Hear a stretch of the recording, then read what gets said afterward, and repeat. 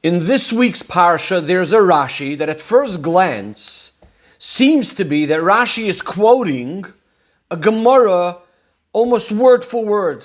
But after looking carefully, especially when we look b'diuk in the precise wording of Rashi, we'll see that Rashi actually means something else completely.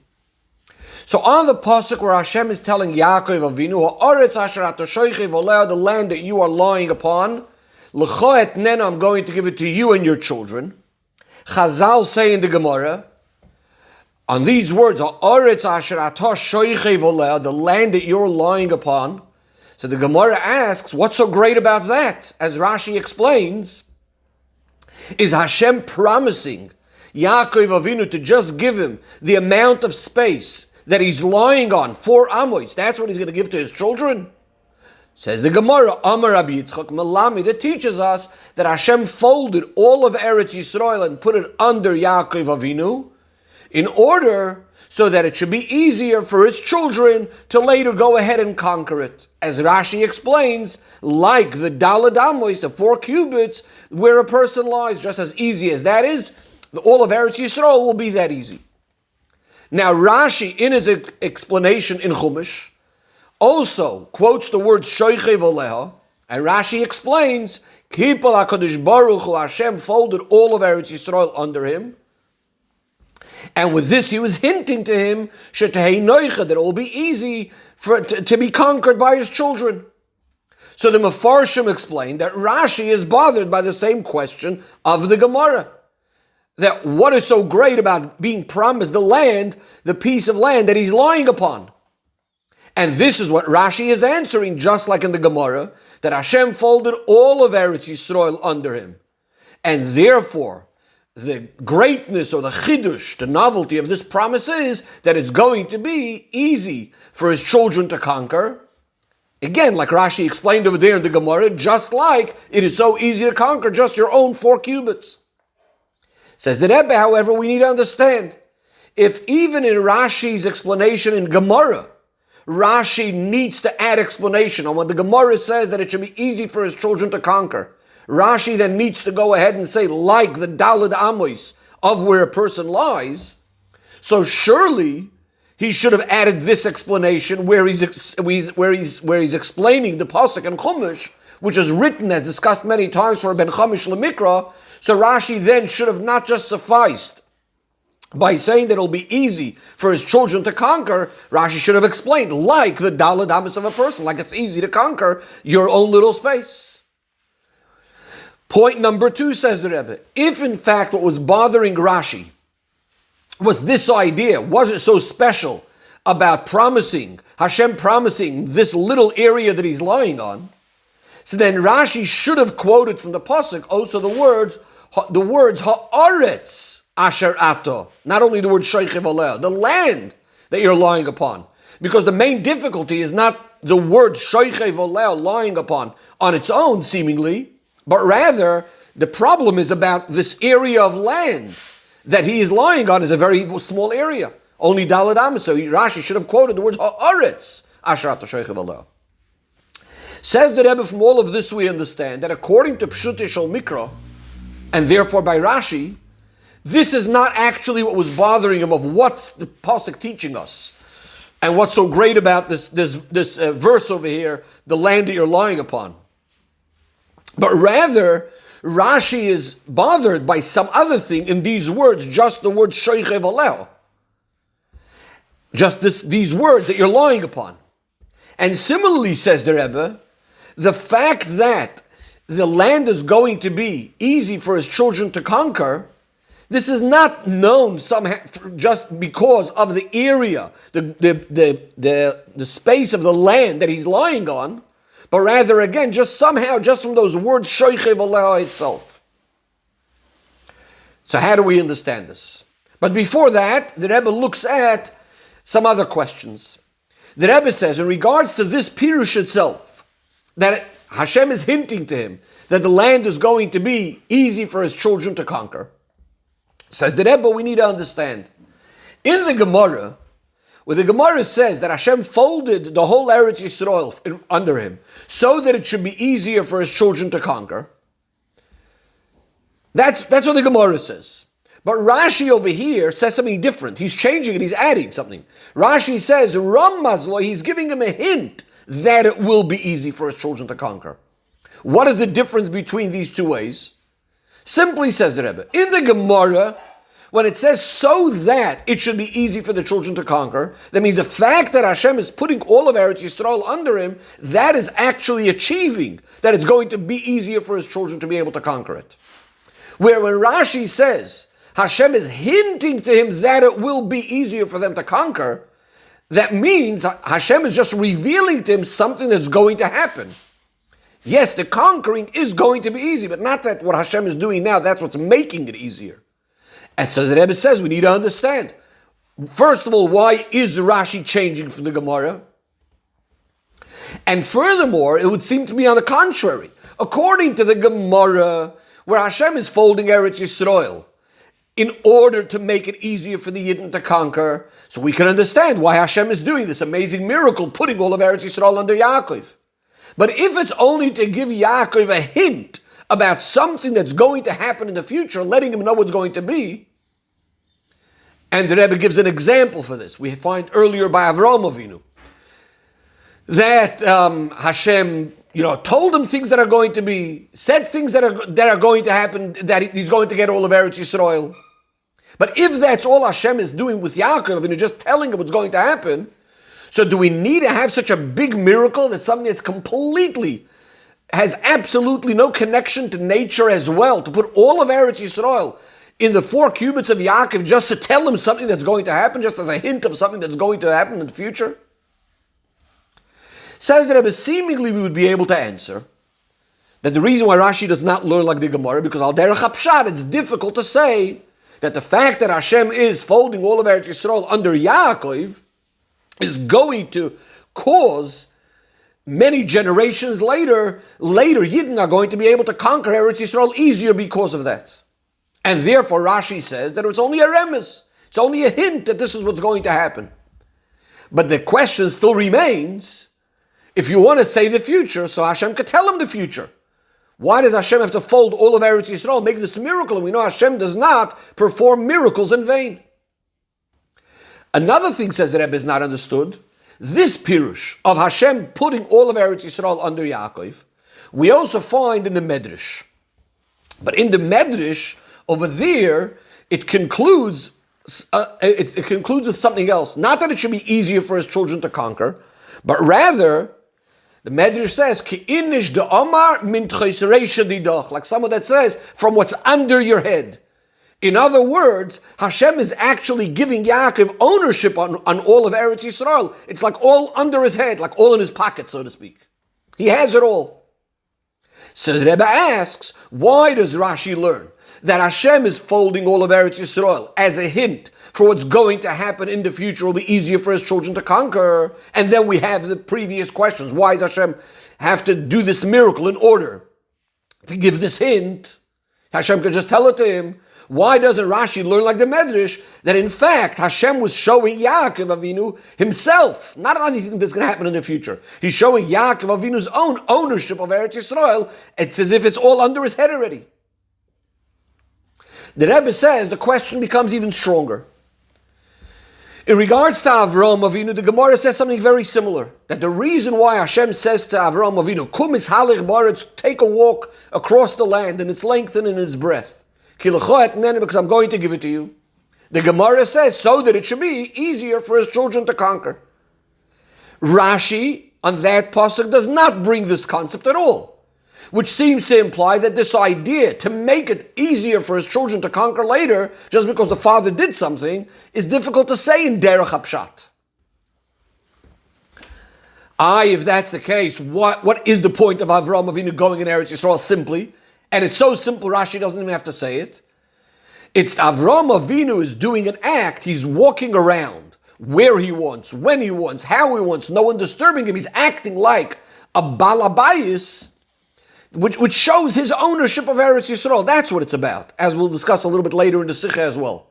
But back now to Yaakov Avinu, the question becomes, so why is it that Rashi over here is learning by Yaakov that Hashem puts all of Eretz Yisrael under him, not as showing his ownership over Eretz Yisrael, as the Medrash said, but rather hinting to him that for his children it will be easy to conquer.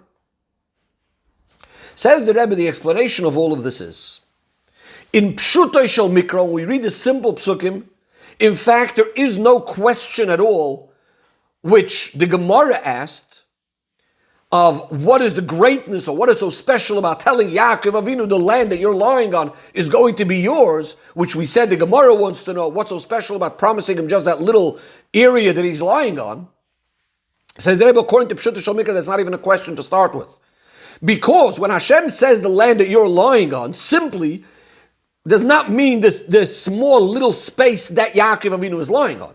It means Eretz Yisrael, the land that you're lying on. The word ha'aretz, with a hey hayediyah, the land, means we know which land we're talking about. The land that you're lying on, this land, the whole land, I'm going to give to you and your children. So that's not bothering Rashi at all. And that's why Rashi is not bothered either by a similar thing when it says by Avraham Avinu, earlier on, where it says Hashem promises Avraham Avinu, I'm going to give you the whole land that you see, all the land that you see I'm going to give you. And seemingly you could ask the same question. A person can only see a limited amount of Eretz Yisrael. Especially Eretz Yisrael is a land of mountains and valleys, etc. He's surely not able to see all of Eretz Yisrael. So what does Hashem mean when he's promising him the land that you see, I'm going to give you? And even if you want to say, Avraham Avinu is standing on a tall mountain and he could see a very vast area, it's a Fainav, a Negbav, a Kedmav, a Yam, we could see in all directions. It's still very difficult to say that he was able to see all of Eretz Yisrael down to the borders. But we understand that that's not even a question. Because when Hashem is saying, the land that you see, he's not limiting the space that he's giving him by whatever he could see. It's a sign. He's telling him which land I'm talking about. I'm going to give you the land that you see right now. But obviously it means the whole land. And similarly over here, there's no problem when Hashem says to Yaakov Avinu, the land that you're lying on, it means the whole land. So what was bothering Rashi over here in the Pasuk? The words that were bothering Rashi are those words shoichei volel, which is actually the words that Rashi quotes in the Dibra Maschil. Why are those words necessary to give as a sign for Eretz Yisrael? It could have just said simply, as it does in many cases, ha'aretz hazois, this land I'm going to give you. Why is it relevant to mention these two words, the land that you're lying on? By Avraham Avinu, where Avraham Avinu says, lift up your eyes, and the whole land that you see, I'm going to give you. Says the Rebbe there, where you can understand. Because it's common that you want to show someone the gift that you're giving him. He should be able to appreciate it, he should know what you're talking about, etc. So Hashem says, the land that you see. But what is being added over here? The land that you're lying on. And this is why Rashi says, Kipel HaKadosh Baruch Hu Kol Eretz Yisrael Tachtav. Hashem, in fact, had put all of Eretz Yisrael under him. In other words, by saying Ha'aretz Asher Ata Shoichei Volel, Hashem was giving him a sign, not which land we're talking about, as in the case of Avraham Avinu, the land that you see. Here it's not telling him which land we're talking about. Hashem is giving him rather a sign on Yaakov's ownership of Eretz Yisrael. Similar to Avraham Avinu walking around all of Eretz Yisrael like a balabayis, over here, Yaakov has the whole Eretz Yisrael under his head. He's lying on the whole Eretz Yisrael. That's his ownership of all of Eretz Yisrael. However, says the Rebbe, that wouldn't be enough. Because by Avraham Avinu, the reason why Hashem is telling him Kum Mishalach Ba'aretz is not because Hashem's promise is getting in any way stronger by telling Avraham Avinu to go in Eretz Yisrael. That he's going to give it to him and his children. It's not in any way getting stronger just because Avraham Avinu is going to walk in it now. The Rebbe interrupts for a minute and says, Al derech hadrush, we could say that there is a certain difference between Hashem's promise when it's still in the potential, in other words, just and an action where Avraham Avinu, he's telling Avraham Avinu actually to walk in it. But al derech hapshat, there's definitely no difference whether if Hashem is promising something, so it doesn't have to be that Avraham Avinu is going to walk there, it's still going to be his in exactly the same way. So as far as Hashem's promise, there shouldn't be any difference at all.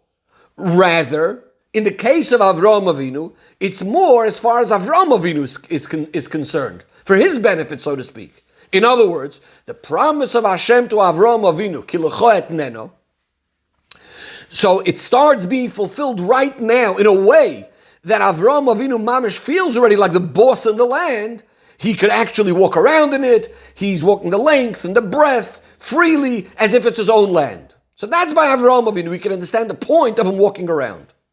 Whereas by Yaakov Avinu, Hashem is the one that put all of Eretz Yisrael under Yaakov. Yaakov did nothing to show his ownership. No one is even able to see it. No one even knows about it.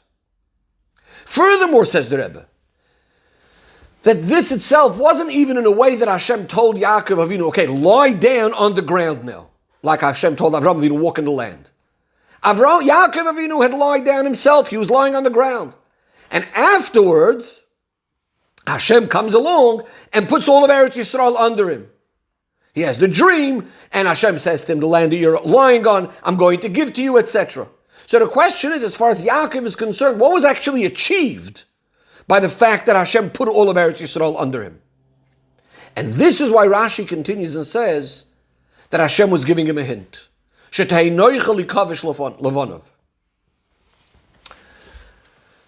What was Hashem saying?